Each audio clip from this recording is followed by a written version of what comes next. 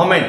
హల్లెలూయా. ప్రభువైన యేసుక్రీస్తు వారి మితిలేని కృపతో 35వ దిన ధ్యానమునకు మిమ్మల్ని ప్రేమపూర్వకంగా ఆహ్వానిస్తున్నాం. లెంట్ సీజన్లో ప్రాముఖ్యమైన వారము పరిశుద్ధ వారంగా పరిగణించబడుతున్నాం. నిన్నటి దినము యెరూషలేము జై ప్రవేశం చేసిన యేసు ప్రభువారు మళ్ళా సాయం అయ్యేసరికి మళ్ళా బేతనీకి వెళ్ళిపోయాడు. ఈ దినమును మళ్ళా వస్తున్నాడు. ఈ దిన ధ్యానంలోకి వెళ్ళకముందు చిన్న ప్రార్థన చేసుకుందాం. ప్రేమ నమ్మకము గల తండ్రి, కృపగల దేవా, మీరిచ్చిన శ్రేష్టమైన సమయమును బట్టి వందనా. కేవలం ఉచితమైన కృపలో సజీవుల లెక్కలో చేర్చిన ఆయన మరి దినమును మాకు దానముగా ఇచ్చిన విధానమును బట్టి వందనా. మీరిచ్చిన ఈ దినం నాయన మీకు మహిమ మా జీవితమునకు ఆశీర్వాదకరముగా ఉండినట్లు మీ దీవెనలు దయచేయమని నాయన ఇంతవరకు నడిపించిన తండ్రి, ఈ పరిశుద్ధ వారములో నాయన మిమ్మల్ని మీరు అప్పగించుకున్నట్టు యెరూషలేము వెళ్ళుచుండగా నా తండ్రి, మీరు మా కొరకు చేయనైనా పాప విమోచన కార్యము జయముగా భావించి మా జీవితంలో కూడా అపవాదిపై జయమును, పాపముపై జయమును, అపవిత్రతపై జయమును, శారీరముపై జయమును పొందుకుని కృపను ప్రసాదించమని యేసు నామమును అడిగి వేడుచున్నాము తండ్రి. ఆమేన్.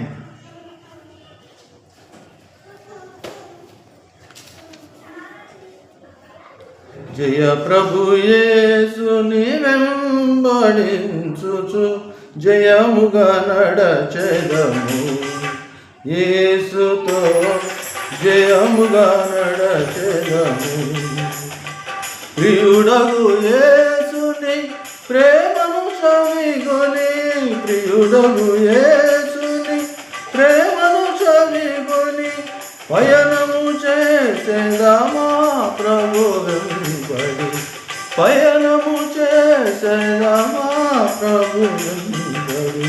జయ ప్రభు యేసుని వెంబడించుచు జయముగా వెడలెదము, యేసుతో జయముగా వెడలెదము.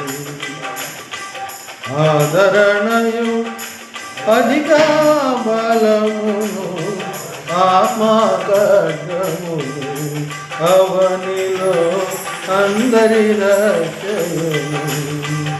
ఆదర్శంబో ఆయన వాక్యమే, ఆదర్శంబో ఆయన వాక్యమే అనిశము మనకిల మార్గము చూపగా, అనిశము మనకిల మార్గము చూపగా. జయ ప్రభు యేసుని వెంబడించుచు జయముగా నడచెదము, యేసుతో జయముగా నడచెదము.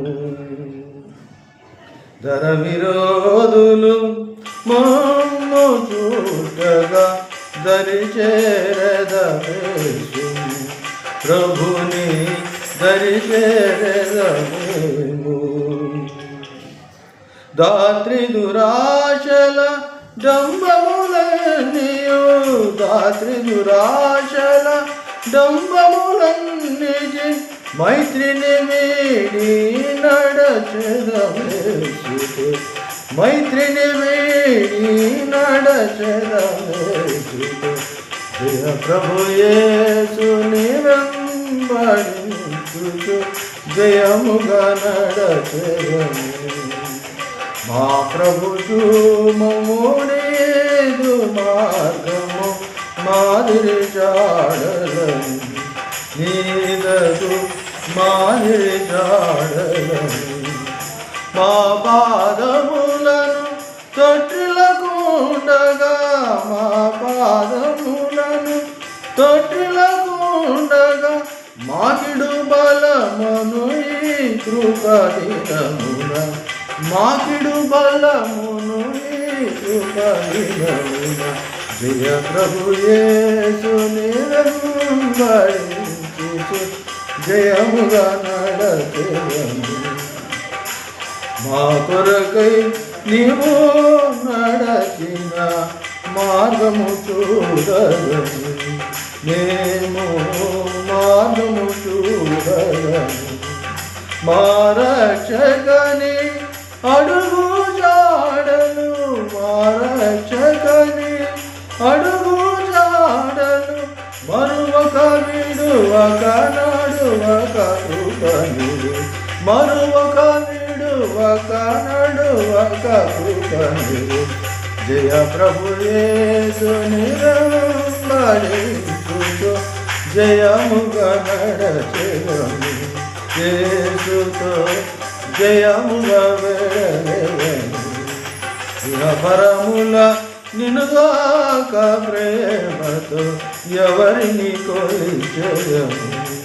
ఎవరిని ప్రేమించవశము. వివరించెదము యేసుని వెంబడి, విహరించెదము యేసుని వెంబడి.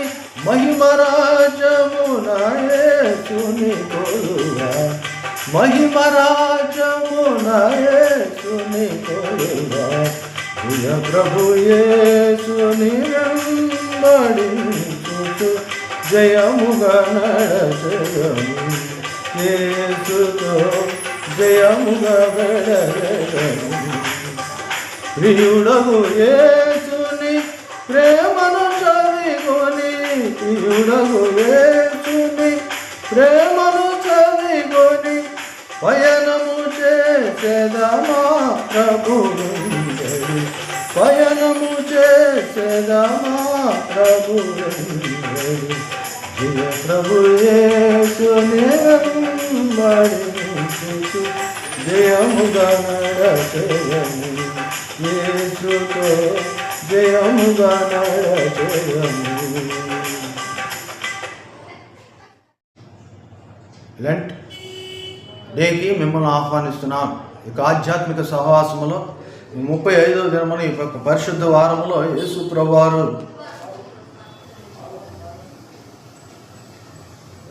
బేతనియ నుండి మరలా యెరూషలేముకు వస్తున్నాడు. అయితే మనం ఈ సంవత్సరము రోమీయులకు రాయబడిన పత్రిక ధ్యానం చూస్తున్నాం. రోమీయులకు రాయబడిన పత్రిక 15వ అధ్యాయంలో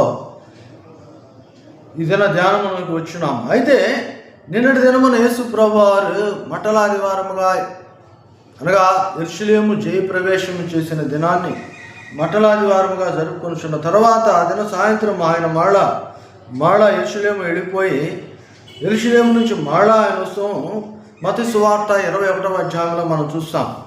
మత్తయి సువార్త 21వ అధ్యాయంలో మరలా యేసు ప్రభువారు వస్తున్నాడు. 18వ వచనం నుంచి ఉదయం ముందు పట్టణమునకు మరలా వెళ్ళుచుండగా ఆయన ఆకలి కొని ఒక అంజూరపు చెట్టును చూశాడు.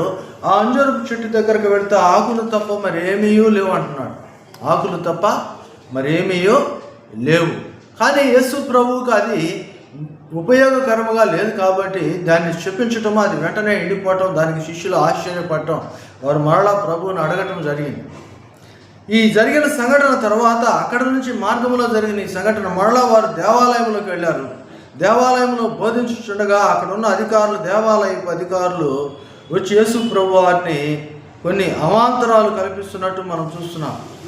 ఇక్కడ నీకు బోధించడానికి, ఇక్కడ నువ్వు ప్రభువుగా, నువ్వు దేవునిగా మహిమ చూపడానికి ఎవరిచ్చారు అధికారం అని చెప్తున్నాడు. అయితే యేసు ప్రభువారు వారి మనసుని ఎరిగిన వాడు కనుక వారికి తగిన రీతిలో ఆయన యోహాను బాప్తిస్మం గురించి, అలానే ద్రాక్ష తోట యొక్క యజమానుని మాటను కుమారులు మొదటివారు రెండోవారు అని ఇద్దరు కుమారులు ఎలా వారు విని ఎలా దాన్ని అవలంబించారో వేషధారణ గురించి ఆయన యొక్క మాటలు పలికి ఆయన చూపించున్నాడు. ప్రియులారా, ఆయన ఉపమాన రీతిగా బోధించి ఇదిగో ఏదైతే మనము తీసి పక్కన పెట్టామో అదే దేవునికి అవసరమని చెప్తున్నాడు. ఇల్లు కట్టువారు నిషేధించిన రాయి మూలకు తలరాయని ఇక 35వ అధ్యాయంలో మనం చూస్తాం. దేనినైతే మనం నిర్లక్ష్యం చేస్తామో, దేనినైతే మనం కాదనుకుంటామో అది దేవునికి ఉపయోగకరంగా మారబోతుందేమో ఆలోచించు. కనుక ఏ విషయమును తేలికగా తీసుకోవద్దని ఇక పరిశుద్ధ వారంలో ఇక వర్తమానమును మనం వింటున్నాం. రెగ్యులర్గా అయితే 35వ దినమున మనం చూస్తున్నాం. ఈరోజు వర్తమానంలో దాగి ఉన్న ఈ మాట, అంజూరపు చెట్టు ప్రభుకి ఉపయోగపడలేదు, మందిరము దేవునికి ప్రజలకి ఉపయోగపడుతుంటే దానికి కొంతమంది అధికారులు ఆటంకంగా ఉన్నారు. తోట మాలి యజమానుని యొక్క ఉపమానము కూడా అదే తెలియజేస్తుంది. ఒకటి కాదు, 3 రకములుగా ప్రభు మనతో ఈ దినమున మాట్లాడి ఉన్నాడు. దేనికోసమయ్యా అంటే ఇక్కడ రోమీయులకు రాయబడిన పత్రిక 15వ అధ్యాయంలో కూడా ఇదే అంటుంది. కాగా బలవంతులమైన మనము మనలను మనమే సంతోషపరుచుకొనక బలహీనులను దౌర్భాగ్యులను భరించుటకు బద్ధులమై ఉన్నాము. దేవుని వాక్యంలో ఎదిగిన మనము, ఆయన మీద నమ్మకం ఉంచి ఆయన పిలుపును పొందుకొని వచ్చిన మనము విశ్వాసులుగా మారాం. విశ్వాసులుగా మారిన మనము మొదటి వరుసలో ఉన్నాం.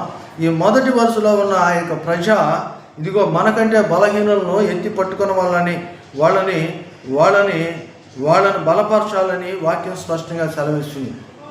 వాక్యం స్పష్టం 14వ వచనంలో కూడా మనం చూసాం. క్షమించండి, 14వ అధ్యాయంలో కూడా చూసాం. 14వ అధ్యాయం 1వ వచనం సెలవిచ్చింది, విశ్వాసము విషయమై బలహీనుడైన వాడిని చేర్చుకొనిడి అంటుంది. మళ్ళా అదే మాటను ఇక్కడ 15వ అధ్యాయంలో కూడా బలపరుస్తున్నాడు. బలవంతులమైన మనము మనలను మనమే సంతోషపరచుకొనక బలహీనులను దౌర్భాగ్యులను భరించుటకు బద్ధులమై ఉన్నాం. తన పొరుగు వానికి క్షేమాభివృద్ధి కలిగినట్లు మనలో ప్రతి వాడును మేలైన దానిని యందు అతనిని సంతోషపరచవలెను. అవునండి, దేవుని రాజ్యము భోజనము పానము కాదు, కానీ నీతియును సమాధానమును పరిశుద్ధాత్మ యందలి ఆనందమై ఉన్నది. నీతితో దేవుడు నడిపించాడు, మన జీవితాలు సమాధానం అనే నెమ్మదితో ఉంచాడు. ఇప్పుడు పరిశుద్ధాత్మ అనే ఆనందాన్ని మనం అనుభవిస్తున్నాం.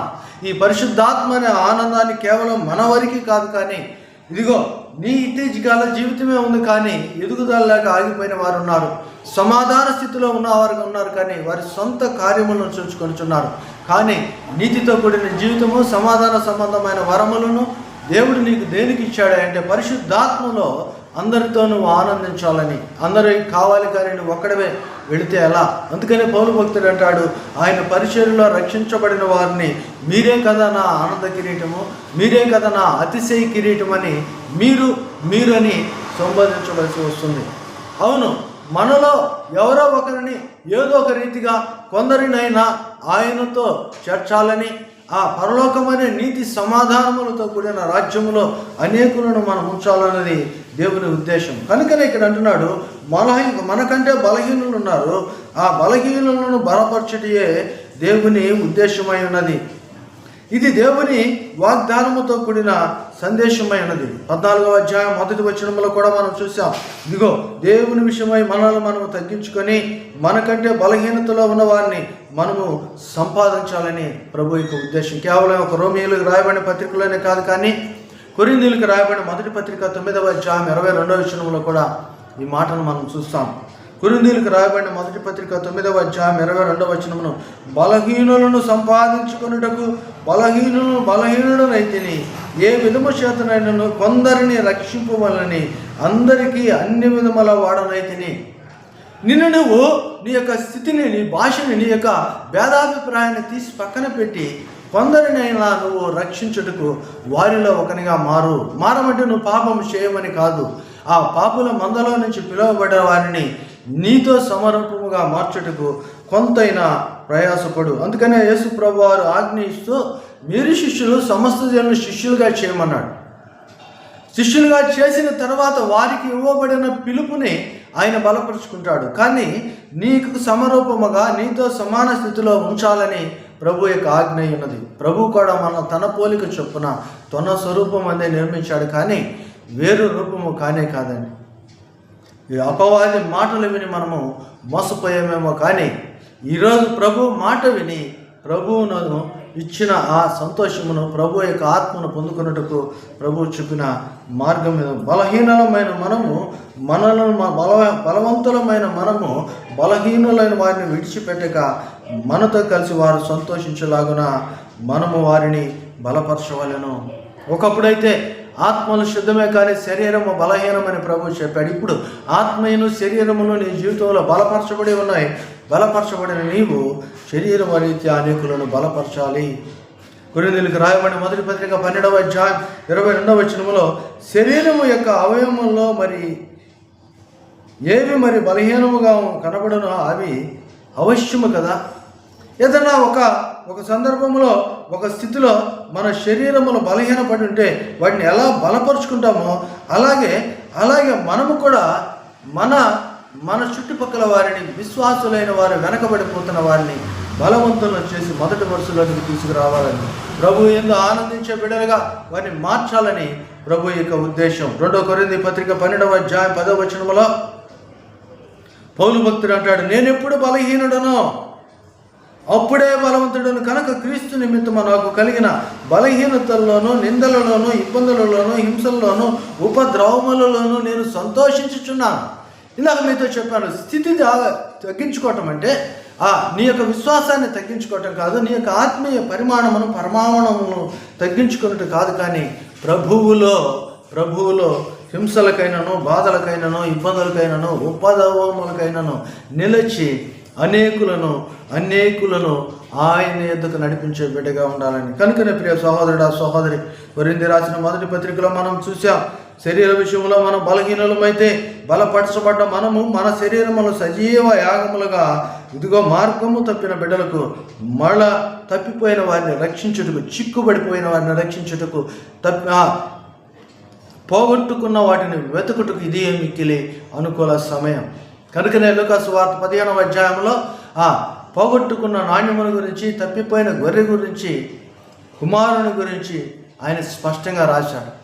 కనుక తప్పిపోయిన వారు ఎవరున్నా, ఇదిగో పోగొట్టుకుని నీ జీవితంలో ఏదైనా ఉన్నా దాన్ని తిరిగి పొందుకున్నట్టుకు ప్రభు అంటున్నాడు, బలహీనమైన వారిని బలపరచుము, పొరుగు వారి ఎడల ఆసక్తి కలిగి ఉండు. ఎందుకయ్యా అంటే క్రీస్తు యేసునకు కలిగిన ఈ మనస్సు మీరును కలిగి ఉండండి. కింద మీరు గమనించండి, రోమీయులకు రాయబడిన పత్రిక 15వ అధ్యాయం మొదటి 7 వచనాల్లో, తన పొరుగువానికి క్షమాభివృద్ధి కలుగునట్లు మనలో ప్రతివాడును మేలైన దానిని యందు అతనిని మేలైనది ఏంటంటే నువ్వు చేసే అన్నదానం కాదు, నువ్విచ్చే డబ్బులు కాదు, నువ్విచ్చే వస్త్రదానం కాదు, కానీ ప్రభు యొక్క పరిచర్యను వారికి అలవర్చుట, ప్రభువులో వారిని నడిపించుట మేలైనదని ఇక్కడ 15వ అధ్యాయం 2వ వచనము సెలవిస్తుంది. మేలైన దానిని వారికి ఇవ్వాలి. సమాధానమును, పరస్పర క్షేమాభివృద్ధిని ఉంచాలని మనము నిన్నటి దినాన 14వ అధ్యాయము 19వ వచనంలో మనం చదువుకున్నాం. ఇదిగో ప్రభు మన కొరకు ఏ విధముగా అయితే మనల్ని ఆయన హెచ్చించాడో అదే విధముగా మనము కూడా వారిని దృష్టించాలని మన మనస్సును ఉంచాలి. ఇంకా మనం గమనించినట్లయితే 3వ వచనంలో, క్రీస్తు కూడా తన్ను తాను సంతోషపరచుకొనలేదు, కానీ నిందించు వారి నిందలు నా మీద పడెను అని వ్రాయబడినట్లు మనకు సంభవించను. యెషయా గ్రంథం 53వ అధ్యాయంలో ఇవ్వబడిన ప్రవచనాన్ని మనము చేసిన పాపములు ఆయన ఏ విధముగా మోసాడో, మన పాప శిక్షను ఏ విధముగా ఆయన భరించాడో, ఇదిగో ఫిలిప్పీయులకు రాయబడిన పత్రిక, ఇదిగో క్రీస్తు యేసునకు కలిగిన ఈ మనసు మీరును కలిగి ఉండడని ఏ విధముగా సెలవిచ్చిందో అటువంటి సంతోషదాయకమైన పరిస్థితిని ఎదుటి వారికి కల్పించలాగిన మనము కూడా క్రీస్తు రూపమునకు మారమని వాక్యము స్పష్టంగా సెలవిస్తుంది. కనుక ప్రియ సహోదరుడా, సహోదరి, క్రీస్తు కూడా తను తాను సంతోషపరచుకొనలేదు, కానీ నిన్ను నిందించే వారి నిందలు నా మీద పడినని వాక్యము నెరవేరునట్లు మన కొరకు ఆయన హింసలు పొందుటకే యెరూషలేమునకు వచ్చెను. ఇదిగో 14వ వచనం సెలవిస్తుంది. 4వ వచనం రోమీయులకు రాయబడిన పత్రిక 15వ అధ్యాయం 4వ వచనం, ఏలయనగా ఓర్పు వలన, లేఖనముల వలన, ఆదరణ వలన మనకు నిరీక్షణ కలుగుటకై పూర్వమందు వ్రాయబడిన వన్యు మనకు బోధ కలుగు నిమిత్తము వ్రాయబడిను. ఈ ఓర్పనది, సహనమనది లేఖనములు నెరవేర్పునట్లు ధర్మశాస్త్రమునే యేసుప్రభు వారు ఎలా నెరవేర్చడానికి వచ్చాడో, లేఖనములు ఎలా నెరవేర్చి చూపించాడో, ఆ లేఖనముల సారాంశమైన సత్యవేద సారాంశమైన యేసు ప్రభువుని మనం అంగీకరించి మనతో పాటు ప్రభు మహిమపరచబడులాగున, ఎలయనగా ప్రభువు మహిమపరచబడులాగున రోమీయులకు రాయబడిన పత్రిక 15వ అధ్యాయం 5వ వచనం స్పష్టంగా సెలవిస్తున్నది.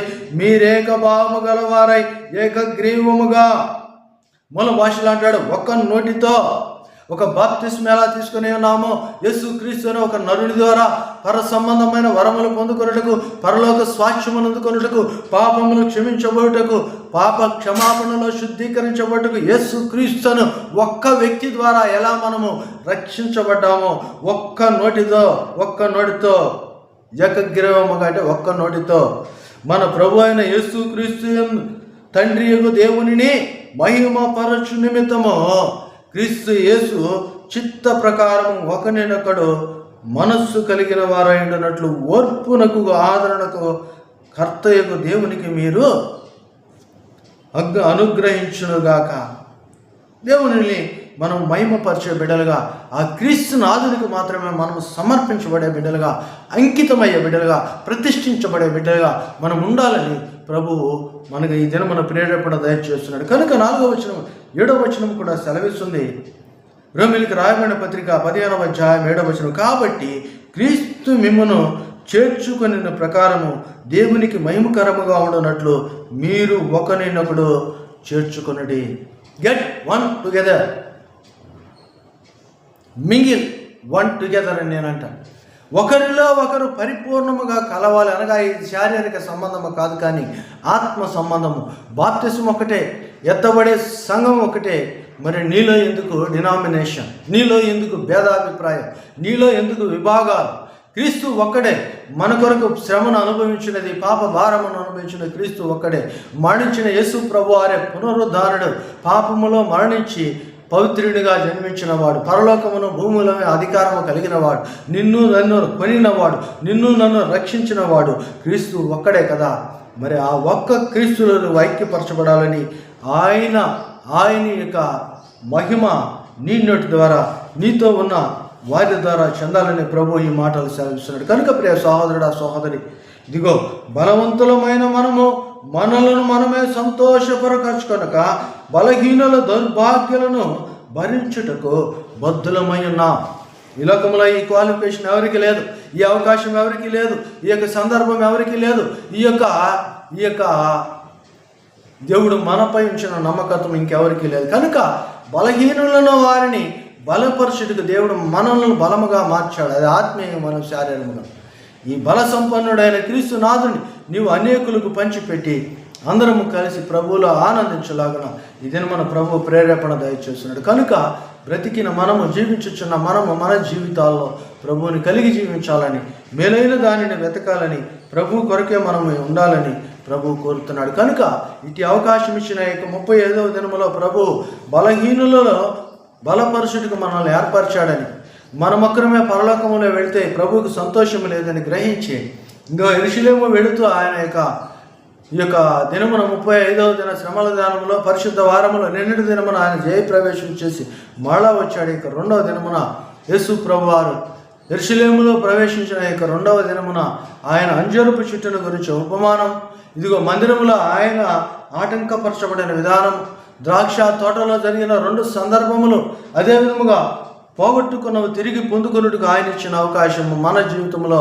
పోగొట్టుకున్న స్నేహితులను, బంధువులను, రక్త సంబంధికులను, గ్రామమును, పట్టణమును, ప్రజలను ఎవరైతే మన ద్వారా రక్షించబడతారో వారందరూ మనము క్రీస్తు కొరకు ఏర్పరచబడిన వారని నమ్మి వారి కొరకు ప్రయాసపడదాం, ప్రభు కృప పొందుకుందాం.